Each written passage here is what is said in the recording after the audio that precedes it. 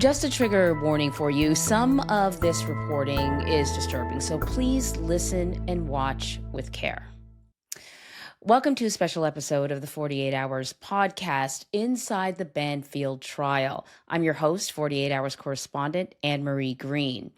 And we have a verdict in the case of Brendan Banfield. He's the man charged with the aggravated murder of his wife, Christine, and another man, Joseph Ryan, on February 24th, 2023. Banfield was found guilty of 2 counts of aggravated murder. He was also found guilty of child endangerment and the use of a firearm. So this case was dubbed the Opair affair because of Brendan's relationship with the Banfield's live-in nanny from Brazil, Juliana Peres Magalhães. Now, Juliana pleaded guilty to involuntary manslaughter for the shooting of Joseph Ryan and cooperated with the government, testifying against Brendan. So here to discuss this verdict, along with Brendan's own testimony, is 48 Hours producer Michelle Sigona. Michelle, you were in the courtroom as all the events unfolded, and we are so happy to have you here. Anne-Marie, it's great to see you. Thank you so much for having me. So there was a lot of evidence in this case, a lot of digital evidence, a lot of physical evidence, certainly testimony from law enforcement, testimony from experts. But really, at the end of the day, it really felt like this was a case of he said, she said. Brendan versus his former lover, Juliana. There are only 4 people who know what really happened, and unfortunately, 2 have died. This is all about Brendan versus Juliana. Here's prosecutor Jenna Sands' final argument about what happened. Brendan Banfield and Juliana Peres Magalhães colluded to kill Joseph Ryan and Christine Banfield. That makes sense. They created accounts, they chatted up potential victims, they got Joe Ryan into the house, and then they shot him. Brendan stabbed Christine, let her bleed out on the floor, and then dripped, smeared, and wiped her blood on Joseph Ryan's body to make it look like he had attacked Christine. Then they called the police. Brendan let Juliana take the fall, and it took a little bit of doing, but here we are, and it's his turn to be held accountable. Whereas Brendan's attorney, John Carroll, said this. Juliana made it up. She told the Commonwealth what they wanted to hear, and without question, they just took it as their story. She told this lie to secure herself a deal that benefited her. So we talked the other week about Juliana's testimony. Everyone was really surprised that she was amongst the first witnesses to testify. Can you remind our listeners, though, of this kind of elaborate alleged plot? Absolutely. The Banfields hired Juliana to care for their daughter, Valerie. This was in 2021. Juliana was in her early 20s at the time, and as part of the Opair arrangement, Juliana lived in their Northern Virginia home. She said she started a relationship with Brendan in August 2022, and he was the one who came up with the plan to kill his wife that October. She says they created a fake email account for Christine along with a fake account on a fetish app called FetLife. The idea was to lure someone to the house under the pretense of aggressive sex with a knife, but then frame him for the stabbing murder of Christine. Joseph Ryan was the man prosecutors say they targeted. Now, prosecutors also said that Brendan planned to then enter the bedroom and kill the, quote, intruder with a gun. And so a big part of proving or disproving this whole thing, depending on whether you're on defense or prosecution, was about this catfishing component of it, right? Because part of the argument was, well, it was Christine online making all these arrangements, or was it? You're right. There were days and days of testimony highlighting just about every login to the account and every message that was sent on FetLife. Also, clear, it was hard to prove who was using those devices. So even if it was Christine's phone or laptop, the prosecution made the point that you couldn't prove it was her behind the device. So, to my surprise, Brendan took the stand. I say to my surprise because often defendants in murder trials don't, but you never know. And the prosecutor emphasized that this is the first time anyone has heard from Brendan, from his story, basically from start to finish. He did not give a full statement at the scene, at the hospital, in the days and weeks and months after his wife and Joseph Ryan died inside of his own bedroom. And you hear portions from him in a 911 call or maybe, some clips from a police body cam, but that's it. This is the first time from start to finish we're hearing this. And Brendan said he wanted to tell his story earlier at Juliana's trial, but then she took a plea and he really didn't have an opportunity. So let's dig into what he said when he was testifying. I want to talk about the relationship he had with Juliana. How does he say it began? Who was responsible for starting this affair, according to him? According to Brendan, he says Juliana is the one who started making advances towards him. He went into great detail about how they started this physical relationship with one another inside the home. He also said Juliana basically, what he told her was, this is just an affair, and that he had had previous affairs, and this would not change his relationship with Christine. Christine was his partner for 19 years. 12 of those years, they were actually married. And right now you can hear from his lawyer, John Carroll. Now, was Christine aware of your affair? I don't believe she was aware of the affair between me and Juliana. Was she aware of your previous affairs? She was aware of at least 2 previous affairs. Okay, and likewise, were you aware of her affairs? Yes, I was also aware that she had affairs. So this is the first time we're hearing this. Brendan says that Christine had affairs as well? It felt like that part about Christine having affairs was just sort of slipped in, mentioned in passing very quickly. And that is the real unfortunate part in these types of cases, Anne-Marie. You know this. The defense can make any kind of claim about a victim. And unfortunately, Christine is not here to be a voice and to defend herself. Brendan testified she had a previous BDSM affair when they lived in New York, was interested in sexual violence. Again, this his claims. And that she was a sexual assault nurse examiner, setting her up that if she had some sort of possible history in engaging in violent sex relations.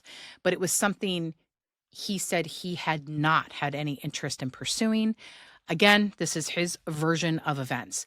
I will tell you that prosecutor Jenna Sands said, and this was during closings when I was in the courtroom, that there was no digital history of Christine using dating websites, fetish sites, or talking to other men prior to this alleged plot. She said there was 0 evidence of Christine engaging in rough sex.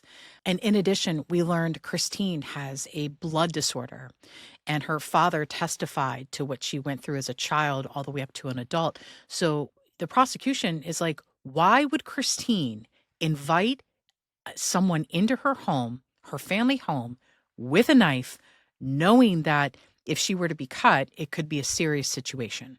So the last time we spoke about this case for the last episode, we talked about Brendan and Juliana being in love, like this, like that was part of kind of the motivation for this plot.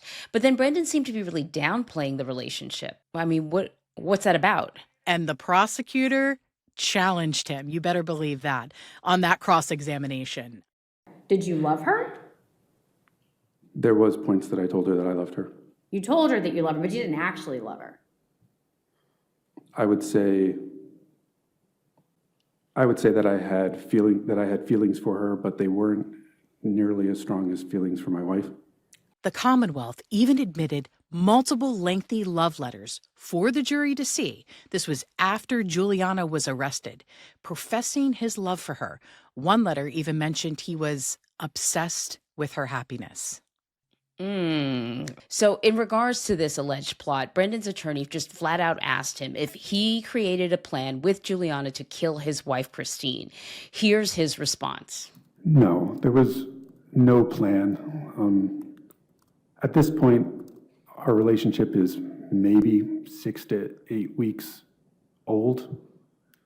I think that it's an absurd line of questioning. for something that is not serious, that a plan was made to get rid of my wife, that is absolutely crazy. So 6 to 8 weeks. First off, I did not know it was just 6 to 8 weeks, but what is he inferring? That that's just too short of a time to plot with your lover to kill your wife? That they need, maybe if the relationship had been 6 months longer, that would be a reasonable argument? I think that's exactly what he's trying to say, is that this relationship is too short. They were just scratching the surface, and that, it wasn't serious. So why would he concoct this plan and move forward with it and get rid of his wife of 19 years for someone he's not serious with? That's not the strongest argument. I mean, when is there ever a reason to kill your wife? I mean, if it's a bad relationship, get out of it. Divorce. It's sort of the normal Divorce. stuff. Yeah. That's right.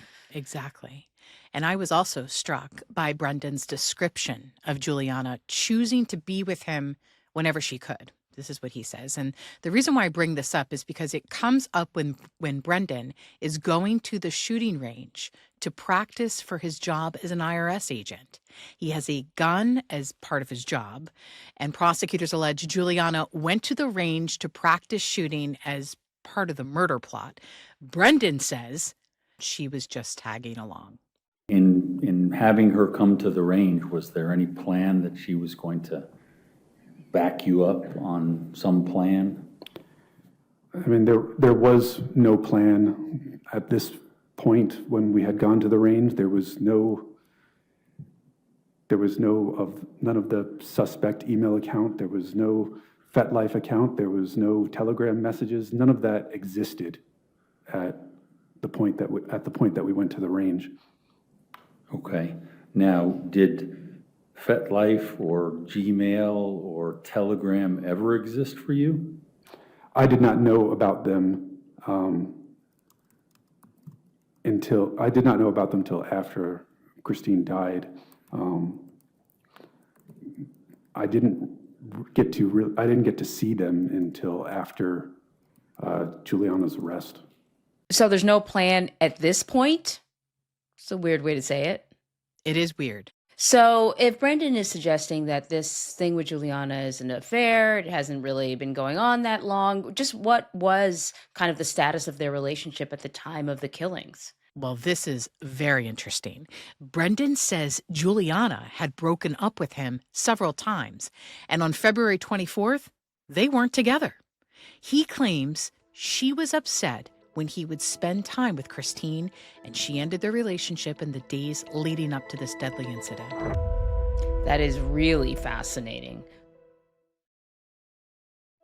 So the last time we spoke, we played some sound from the prosecutor, and the prosecutor really laid out kind of the elaborate choreography that unfolded on February 24th, the day of the killing. I think it's worth it, Michelle, to kind of go over how all these things unfolded. Absolutely. So the prosecutor said that Brendan and Juliana had arranged this fake outing at the zoo for his daughter Valerie. Juliana would be the one supposedly taking her there. And around 6 a.m., Brendan allegedly messaged Joe Ryan, posing as Christine, to confirm a 7:20 a.m. arrival. They say Christine was asleep. Now, Brendan said he woke up early. He got ready. He saw Christine awake with her phone. He said he never touched her devices. And as for the zoo outing, he says Christine was the one who had arranged for Juliana and their daughter to go, and this was not the other way around. He said he had a big day at work, meeting about a case, and his manager would be there. So that brings us to a surprise witness who testified after Brendan. It was his acting supervisor at the time of the killings.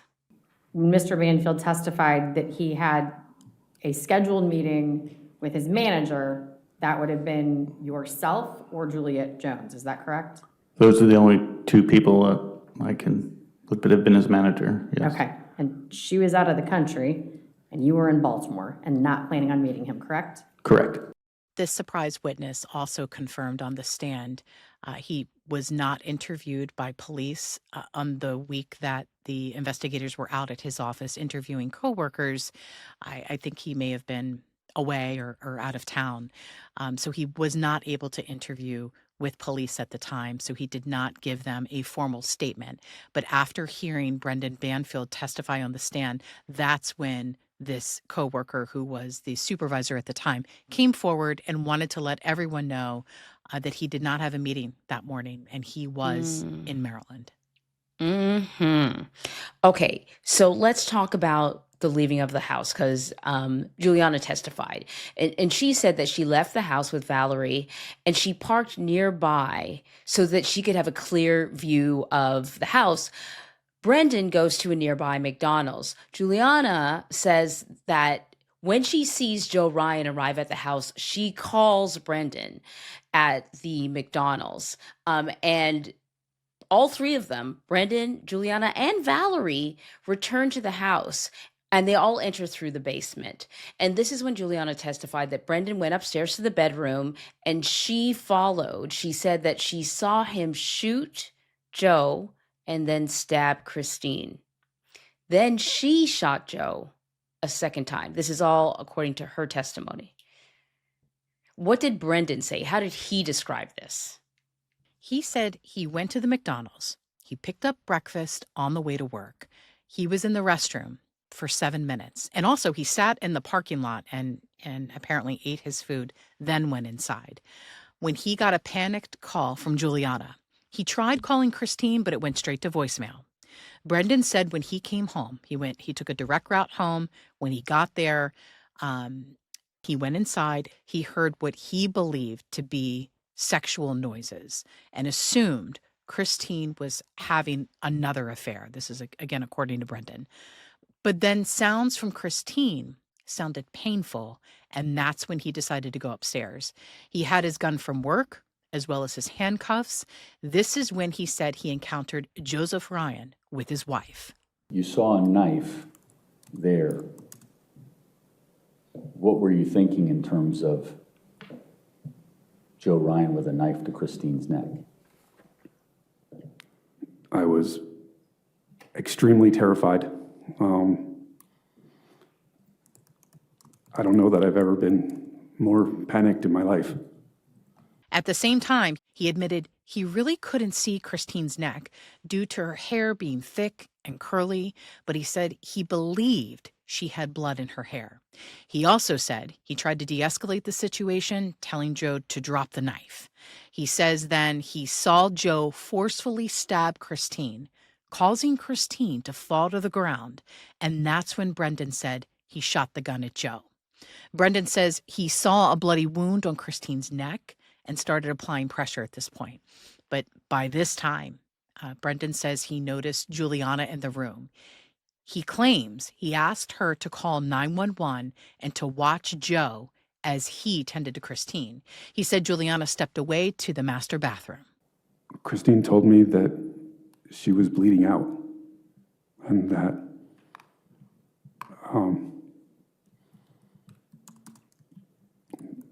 she was sorry and that she loved me. And what did you tell her? It was at this point that there was another shot. And I looked up and I saw that Juliana had my other firearm. And I was stunned that Juliana had shot. And Brendan said he was initially unaware that Juliana got the gun from the safe in the bedroom closet. Now, this is different than what we heard from Juliana, who said he gave her the gun before leaving the McDonald's that morning, and she kept it in her pocket. Okay, so then how does the prosecution handle cross-examination with Brendan? Prosecutor Jenna Sands did not hold back Anne-Marie. She challenged him on his version of the stabbing and of the shooting. So how long do you think passed between your instructions to Joe Ryan to put down the knife, let her go, let her go, let her go, and your wife is bleeding before you shot him? Not that long, under a minute. Under a minute. Okay, so if we were to count out 60 seconds, 1, 2, 3, so on and so forth, that would be a minute. And in that time, you did not shoot him. I did not shoot him, and I did not shoot him prior to Christine going to the floor. Okay, and at that point in time that she's going to the floor, we're at least 6 stab wounds in, right? To the best of my knowledge, it's hard to see. Also, I'm aiming down my sight at Joe, and so I'm not focused exactly on Christine. You have a narrowed view when you're aiming down a firearm. And you just couldn't pull the trigger, could you? I was afraid. Okay. And you are a trained law enforcement officer, correct? I am, but I have my shooting record is on the lower end for the qualifications. He repeated that he was worried about hitting Christine by mistake. The prosecutor then asked, well, why didn't he use his handcuffs on Joe after he did shoot him? And Brendan said he probably should have done that. That's what he admits to. And the prosecutor really also went after him about how he tended to Christine's wounds. You did not, at that point in time, use the towel, the blanket, the sheet, or the other blanket to staunch the flow of blood from her neck? It wasn't until I was instructed to by 911 to do that. Pressure is a different form of treatment that we were taught, and that is also what Christine was doing. I believe that was the best course of action at the time. To put pressure on the wound that was so large that your finger went inside of it. Is that correct? Yes. Okay. And when first responders arrived, you agree you're on video holding her neck with your bare hand, correct? I think so. So, speaking of first responders, I know that the timing of the 911 calls was really sort of crucial to the prosecution's case. Juliana testified that after Brendan shot Joe, Christine said Juliana called 911. At that point, Juliana says that she called 911 for the first time, but then Brendan gestured to her to hang up. So she hangs up really quickly. This is kind of crucial. But 911 had already made contact at that point. She calls back several minutes later after Brendan gave her the go-ahead to call 911. This is probably where the plot kind of falls apart. She called 911 too early. This is important testimony because it directly contradicts what Brendan said at trial. Brendan said he brought Juliana and Valerie and their dog to the basement while he moved upstairs to the master bedroom to investigate.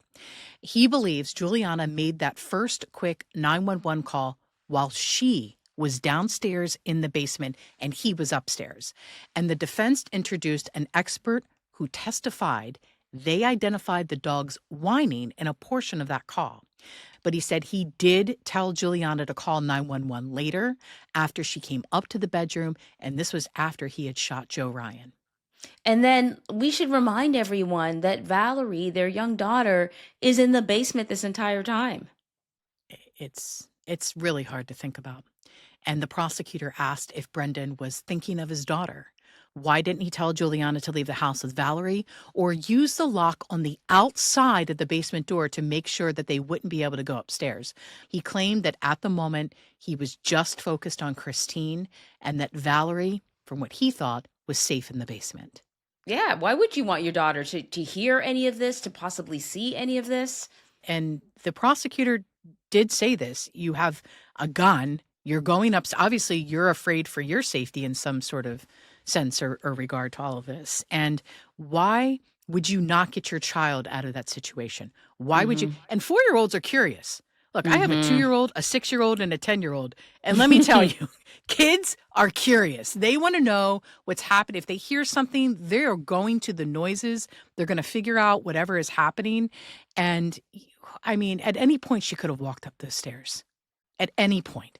It's absolutely terrifying. I mean, you've sat through a number of very interesting trials. We talked about what Brendan testified to, but how was he on the stand? I will tell you that it was a little distracting because he would answer his defense attorney and glance at him and then kind of glance over to the right at the jury and then kind of look back. His eyes were shifting all over the place.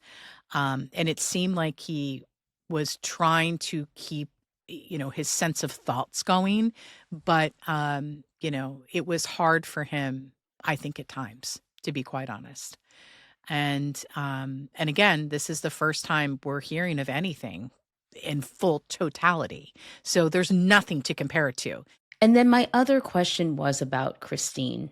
Could you get a sense of who Christine was? I mean, she has a courtroom filled with her supporters as well. Who was Christine? Christine, from everything I've been able to learn, was a nurse. She was a mom, a dedicated mother. She was a friend. She was a daughter. She was someone who seemed to enjoy life. And this is such a tragedy. And I think about Valerie. I think about this little girl growing up without her mom. And it is heartbreaking. And it's hard to think about what her parents and all of her loved ones are going through. And now reliving this again, really 3 years later. Absolutely. They must be thinking, how can this be our lives? How can this be the story that our family, has to tell? Sad story. Really sad. Michelle, it's always great to have someone who's following the case, from beginning to end, who's been in the courtroom. So yeah, I really appreciate your time. Thank you so much.